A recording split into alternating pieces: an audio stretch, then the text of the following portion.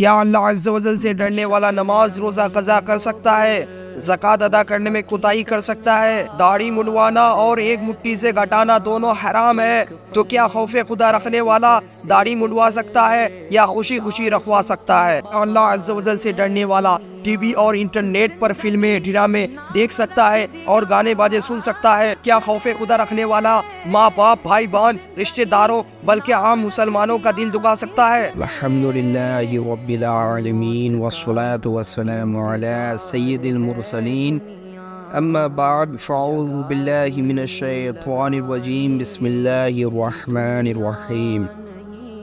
سرکار مدینہ صلی اللہ تعالیٰ علیہ وآلہ وسلم کا ارشاد نور بار ہے، تم اپنی مجلسوں کو مجھ پر درود پاک پڑھ کر آراستہ کرو، کیونکہ تمہارا مجھ پر درود پاک پڑھنا بروز قیامت تمہارے لیے نور ہوگا۔ صلو علی الحبیب صلی اللہ تعالیٰ علیہ وآلہ وسلم۔ یاد رکھ ہر آن آخر موت ہے، بنتو مت انجان آخر موت ہے، مرتے جاتے ہیں ہزاروں آدمی، عاقل و نادان آخر موت ہے۔ کیا خوشی ہو دل کو چندے زیست سے، غم زدہ ہے جان آخر موت ہے۔ ملک فانی میں فنا ہر شے کو ہے، سن لگا کر کان آخر موت ہے۔ بارہا علمی تجھے سمجھا چکے، مان یا مت مان آخر موت ہے۔ حضرت سیدنا ابو الحجاج عثمانی رضی اللہ تعالیٰ عنہ سے روایت ہے، سرکار مدینہ صلی اللہ تعالیٰ علیہ وآلہ وسلم کا فرمان عبرت نشان ہے، جب میت کو قبر میں اتار دیا جاتا ہے تو قبر اس سے خطاب کرتی ہے، اے آدمی تیرا ناس ہو، تو نے کس لیے مجھے فراموش کر رکھا تھا؟ کیا تجھے اتنا بھی پتہ نہ تھا کہ میں فتنوں کا گھر ہوں، تاریکی کا گھر ہوں؟ پھر تو کس بات پر مجھ پر اکڑا اکڑا پھرتا تھا؟ اگر وہ مردہ نیک بندے کا وہ تو ایک غیبی آواز قبر سے کہتی ہے، اے قبر اگر یہ ان میں سے ہو جو نیکی کا حکم کرتے رہے اور برائی سے منع کرتے رہے تو پھر تیرا سلوک کیا ہوگا؟ قبر کہتی ہے، اگر یہ بات ہے تو میں اس کے لیے گلزار بن جاتی ہوں۔ چنانچہ پھر اس شخص کا بدن نور میں تبدیل ہو جاتا ہے اور اس کی روح رب العالمین عز و جل کی بارگاہ کی طرف پرواز کر جاتی ہے۔ حدیث پاک پر ذرا غور فرمائیے، جب بھی کوئی قبر میں جاتا ہے چاہے وہ نیک ہو یا بد، اس کو قبر میں ڈرایا جاتا ہے۔ مبارک ہو اس شخص کو جس کے لیے قبر میں ایک غیبی آواز نیکی کا حکم کرنے والوں اور برائی سے منع کرنے والوں کی تائید و حمایت کرے گی، اور اس طرح قبر ان کے لیے گلزار بن جائے گی۔ یاد رکھیے، قبر میں صرف عمل جائے گا، بلند و بالا کوٹھیاں، عالی شان محلات، اونچے اونچے مکانات، مال و دولت، بینک بیلنس، وسیع کاروبار، بڑے بڑے پلاٹ، لہلاتے کھیت اور خوشنما باغات، یہ سب ساتھ قبر میں نہیں جائیں گے۔ آنچہ جب میت کو قبر میں رکھا جاتا ہے تو سب سے پہلے اس کا اعمال آ کر اس کی بائران کو حرکت دیتا ہے اور کہتا ہے، میں تیرا عمل ہوں۔ وہ مردہ پوچھتا ہے، میرے بال بچے کہاں ہیں؟ میری نعمتیں، میری دولتیں کہاں ہیں؟ تو عمل کہتا ہے، یہ سب تیرے پیچھے رہ گئے اور میرے سوا تیری قبر میں کوئی نہیں آیا۔ رات کے اندھیرے میں ڈر جانے والوں، بلی کی میاؤں پر چوک پڑنے والوں، کتے کے بھونکنے پر راستہ بدل دینے والوں، سانپ اور بچھو کا صرف نام سن کر تھر تھرانے والوں، سلگتی ہوئی آگ کو دور سے دیکھ کر گھبرانے والوں، بلکہ فقط دھوئے سے بے چین ہو جانے والوں کے لیے لمحہ فکریہ ہے۔ جب انسان قبر میں داخل ہوتا ہے تو وہ تمام چیزیں اس کو ڈرانے کے لیے آ جاتی ہے جن سے وہ دنیا میں ڈرتا تھا اور اللہ عز و جل سے نہ ڈرتا تھا۔ کیا اللہ عز و جل سے ڈرنے والا نماز روزہ قضا کر سکتا ہے، زکوٰۃ ادا کرنے میں کوتاہی کر سکتا ہے؟ داڑھی منڈوانا اور ایک مٹھی سے گھٹانا دونوں حرام ہے، تو کیا خوف خدا رکھنے والا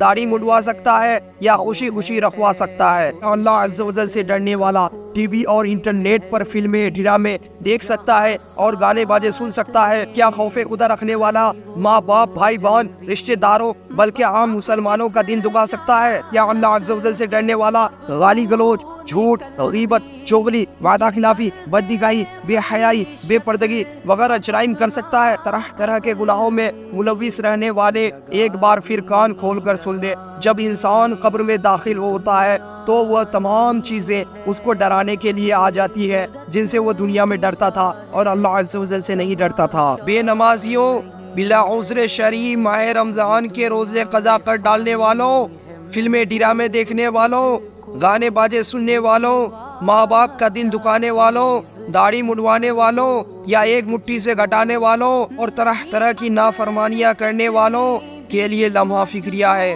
جب گناہگار مردے کو قبر میں رکھ دیتے ہیں اور اس پر عذاب کا سلسلہ شروع ہو جاتا ہے تو اس کے پڑوسی مردے اس سے کہتے ہیں، اے اپنے پڑوسیوں اور بھائیوں کے بعد دنیا میں رہنے والے، کیا تیرے لیے ہمارے معاملے میں کوئی عبرت نہ تھی؟ کیا ہمارے تجھ سے پہلے دنیا سے چلے جانے میں تیرے لیے اور وہ فکر کا کوئی مقام نہ تھا؟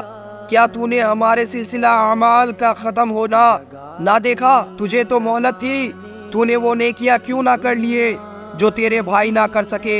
زمین کا کوشا اسے پکار کر کہتا ہے، اے دنیا ظاہر سے دھوکہ کھانے والے، تجھے اس سے عبرت کیوں نہ ہوئی جو تجھ سے پہلے یہاں آ چکے تھے اور انہیں بھی دنیا نے دھوکے میں ڈال رکھا تھا۔ حقیقت یہ ہے کہ ہر مرنے والا مرتے ہی گویا یہ پیغام دیتا چلا جاتا ہے کہ جس طرح میں مر گیا ہوں آپ کو بھی مرنا پڑ جائے گا، جس طرح مجھے منو مٹی تلے دفن کیا جانے والا ہے اسی طرح تمہیں بھی دفن کیا جائے گا۔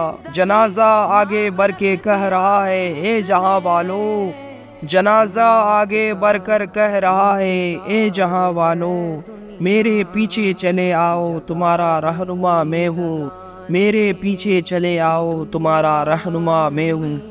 جگہ جی لگانے کی دنیا نہیں ہے، یہ عبرت کی جا ہے، تماشا نہیں ہے۔ جہاں میں ہے عبرت کہ ہر سو نمونے، مگر تجھ کو اندھا کیا رنگ و بو نے۔ کبھی غور سے یہ بھی دیکھا ہے تو نے، جو آباد تھے وہ محل اب ہے سونے۔ جگہ جی لگانے کی دنیا نہیں ہے، یہ عبرت کی جا ہے، تماشا نہیں ہے۔ ملے خاک میں اہل شاہ کیسے کیسے، مکی ہو گئے لا مکاں کیسے کیسے، ہوئے نامور بے نشاں کیسے کیسے، زمیں کھا گئی نو جواں کیسے کیسے۔